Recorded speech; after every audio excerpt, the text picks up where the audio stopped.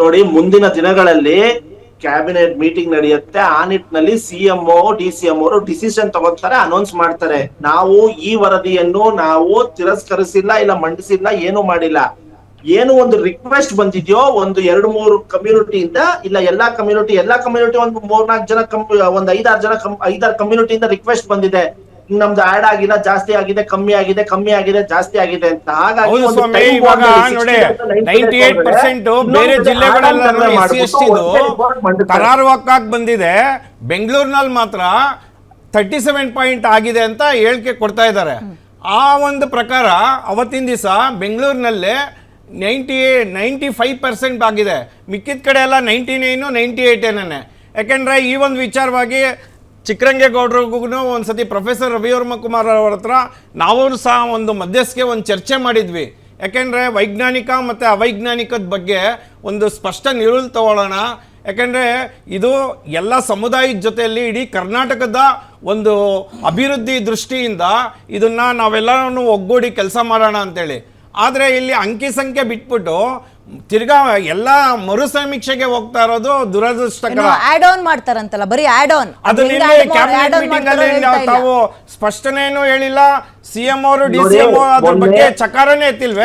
ಇಲ್ಲಿ ಕೇಳಿ, ಇಲ್ಲಿ ಒಂದ್ ಕಡೆ ಗೋಲ್ಡ್ ಸ್ಮಗ್ಲಿಂಗ್ ಕೇಸ್ ಮುಚ್ಚಾಕೊಳ್ಳೋಕೆ, ಮತ್ತೊಂದ್ ಕಡೆ ಮೂಡ ಕೇಸ್ ಬಂದಾಗ ಮುಚ್ಚಾಕೊಳ್ಳೋಕೆ, ಏನೀಗ RCB ಕಾಲ್ ತುಳಿತದಲ್ಲಿ ತಮ್ಮ ಸರ್ಕಾರದ ಮೇಲೆ ಬರೋ ಆರೋಪ ಮುಚ್ಚಾಕೊಳ್ಳೋಕೆ ನೀವು ಈ ಜಾತಿ ಜನಗಣತಿನ ನೋಡಿ. ಇದು ಒಂದು ಸೋಶಿಯೋ ಎಕನಾಮಿಕ್ ಸರ್ವೆ ರಿಪೋರ್ಟ್ ನಿನ್ನೆ ಮೊನ್ನೆ ನಡೆದಿರೋದು. RCB ಬಂತು, ಅದೊಂದು ಬಂತು, ಮೂಡ ಬಂತು ಅಲ್ಲ. ಇದು ನಾವು ಮಾಡಿ ತೋರಿಸ್ತೀವಿ. ಅದ್ರಲ್ಲಿ ನಾವು ಡೈವರ್ಟ್ ಮಾಡೋ ಅವಶ್ಯಕತೆ ಇಲ್ಲ. ಬಿಜೆಪಿ ತರ ನಾವು ಡೈವರ್ಟ್ ಮಾಡೋ ಅವಶ್ಯಕತೆ ಇಲ್ಲ. ನಾವು ಕೊಟ್ಟ ಮಾತನ್ನು ಉಳಿಸ್ಕೊಂಡಿದೀವಿ. ಅದು ಕಾಂಗ್ರೆಸ್ ಸರ್ಕಾರ ಪಕ್ಷದ ನಿಲುವು ಕೂಡ ಹೌದು. ಯಾವ ಕಾಲಕ್ಕೆ ಕಾಂಗ್ರೆಸ್ ಪಕ್ಷದ ನಿಲುವು ಕೂಡ ಹೌದು. ನಾವು ಕೊಟ್ಟ ಮಾತನ್ನು ಉಳಿಸ್ಕೋತೀವಿ. ಅದು ಕಾಂಗ್ರೆಸ್ ಪಕ್ಷದ ನಿಲುವು. ನುಡಿದಂತೆ ನಡೆದಿದೆ. ಅದು ಕಾಂಗ್ರೆಸ್ ಸರ್ಕಾರದ ಪಕ್ಷದ ನಿಲುವು ಅದು. ಹಾಗಾಗಿ ನಾವ್ ಏನ್ ಗ್ಯಾರಂಟಿ ಕೊಡ್ತೀವಿ ಅಂತ ಹೇಳಿ ಇವಾಗ್ಲೇ ಕೊಡ್ತೀವಿ ಅಂತ ಮಾತ್ ತಿರ್ಚು ಬಿಟ್ರಲ್ಲ, ಅದ ಈಗ್ಲೇ ಕೊಡ್ತೀವಿ ಅಂತ ಹೇಳಿದ್ವಾ? ಇಷ್ಟೇ ಸಲ ಕೊಡ್ತೀವಿ ಅಂತ ಹೇಳಿದ್ವಾ ಅಂತ ಮಾತ್ ತಿರ್ಚ್ತಿರಲ್ಲ, ಅದ ನುಡಿದಂತೆ ನಡೆದಂತಹ ಸರ್ಕಾರ. ಅಲ್ಲಲ್ಲ, ಬಿಜೆಪಿ ತಾವು ಕ್ವಶನ್ ಮಾಡ್ಬೇಕು. ಇದೇ ಮಾಧ್ಯಮದವರು ಮಹಾರಾಷ್ಟ್ರದಲ್ಲಿ, ಡೆಲ್ಲಿಲಿ ಅವರ ಯೋಗ್ಯತೆಗೆ ಸರ್ಕಾರ ಬಂದು 1 ತಿಂಗಳಲ್ಲೇ ನುಣುಚ್ಕೊಂಡ್ಬಿಟ್ರು. ಆ ಗ್ಯಾರಂಟಿಗಳನ್ನ ನಿಲ್ಲಿಸ್ಬಿಟ್ರು. ಇದೇ ಮಾತು ಮಾಧ್ಯಮದವರು ದಯವಿಟ್ಟು ಬಿಜೆಪಿ ಸರ್ಕಾರ ಕೇಳಬೇಕು. ದೇವೇಂದ್ರ ಪಾಟೀಲ್ಗೂ ಕರೆಂಟ್ ಫ್ರೀ, ಮಹಾದೇವಪ್ಪಂಗೂ ಫ್ರೀ ಅಂತ ಹೇಳಿದಂತ ನಿಮ್ಮ ಮುಖ್ಯಮಂತ್ರಿಗಳು ಇವತ್ತು ಹಳ್ಳಿಗಳಲ್ಲಿ ಕರೆಂಟ್ ಅನ್ನ ಹೆಂಗ್ ರೈಸ್ ಮಾಡ್ತಾ ಇದ್ರಿ? ಹೆಂಗ್ ಇವತ್ತು ಕರೆಂಟ್ ಮೀಟರ್ಗಳನ್ನ ಯಾವ ರೀತಿ ರೇಟ್ ಬಲಾಟೆ ಕೊಡ್ತಾ ಇದ್ರಿ? ಎಷ್ಟು ಸುಳ್ಳು ಹೇಳ್ತೀರಾ ನೀವು? ಬರೀ ವೋಟ್ ಬ್ಯಾಂಕ್ ಆಗಿ ಬದುಕಬೇಡಿ.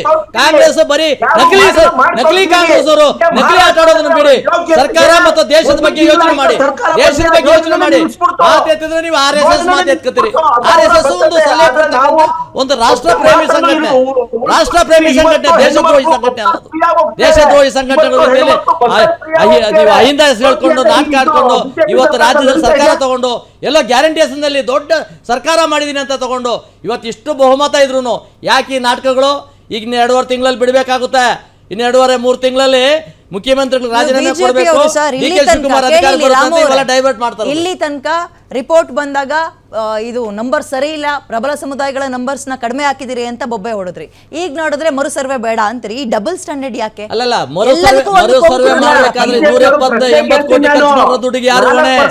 ಮುಖ್ಯಮಂತ್ರಿ ರಾಜೀನಾಮೆ ಕೊಡ್ತಾರಾ? ಇವತ್ತು ಸರ್ಕಾರ ರಾಜೀನಾಮೆ ಕೊಡುತ್ತಾ? ಆ ದುಡ್ಡು ಯಾರು ದುಡ್ಡದು? ವೋಟ್ ಹಾಕಿರೋ ದುಡ್ಡು ಅಲ್ಲ. ಅವರು 180 ಕೋಟಿ ಕಳ್ಸ್ಬಿಟ್ಟಿದಾರಲ್ಲ. ಈಗ ಜವಾಬ್ದಾರಿ ಹೊರಬೇಕಲ್ಲ. ಬೇರೆ ರಾಜ್ಯದಲ್ಲೆಲ್ಲ ನಿಮ್ ಸ್ಕ್ಯಾಮ್ಗಳು ಹೇಳಿದ್ರೆ ಎಲ್ಲರೂ ಮುಖ್ಯಮಂತ್ರಿಗಳು ರಾಜೀನಾಮೆ ಕೊಟ್ಟು ಸ್ಕ್ಯಾಮ್ ವಿಷಯ ಬೇರೆ. ಇಲ್ಲಿ ಸರ್ವೆ ಮಾಡಿದ್ಕೆ ಮತ್ತೆ ಸರಿ ಸರ್ವೆ ಮಾಡೋದು, ಅದಕ್ಕೆ ದುಡ್ಡು ಖರ್ಚು ಮಾಡೋದು, ಅದಕ್ಕೆ 300-400 ಕೋಟಿ ಖರ್ಚು ಮಾಡತಕ್ಕಂಥದ್ದು ಇದರ ಅವಶ್ಯಕತೆ ಇತ್ತ ಈ ಸರ್ಕಾರಕ್ಕೆ? ಈ ಸರ್ಕಾರ ಏನ್ ಮಾಡ್ಬೇಕಾ ಮಾಡಲಿ? ಇವಾಗ ಹೇಗಿದ್ರು ಕೇಂದ್ರ ಮಾಡ್ತಾ ಇದೆ, ಕೇಂದ್ರಕ್ಕೆ ಸಲಹೆ ಕೊಡಿ, ಇದ್ರ ನಮಗೆ ಸೇರಿಸಿ ಇದನ್ನ ಬೈಡಿ ಅಂತ. ಜಾತಿಗಳನ್ನ ತಪ್ಪು ಮಾಡ್ಬಿಟ್ಟಿದ್ದೀವಿ, ಕೊಟ್ಟ ಮಾತನ್ನು ಈಡೇರಿಸ್ತೀವಿ. ನಿಮ್ಮಂಗೆ ನಾವು ಓಡೋಗೋದಿಲ್ಲ. ನಾವು ಕೊಟ್ಟ ಮಾತನ್ನು ಟೈಮ್ ಬೌಂಡ್ ಅಲ್ಲಿ ಮಾಡಿ ಜಾರಿಗೆ ತರಕ್ಕೆ 10 ವರ್ಷ ತಗೊಂಡಿದ್ದೀರಿ. ಈಗ ಮರುಗಣತಿ ಮಾಡ್ಕೊಂಡು ಅದನ್ನ ಯಾವ ಕಾಲಕ್ಕೆ ನಂಬರ್ಸ್ ಕೊಡ್ತೀರಾ ಸರ್ ನೀವು? ಇರೋ ರಿಪೋರ್ಟ್ ಜಾರಿಗೆ ತರಕ್ಕೆ 10 ವರ್ಷ. ಈಗ ಮರುಗಣತಿ ಅಂದ್ಕೊಂಡು 90 ದಿನ ಏನ್ ತಗೊಂಡಿದ್ದೀರಿ? 90 ವರ್ಷ ಎಳಿತೀರಾ?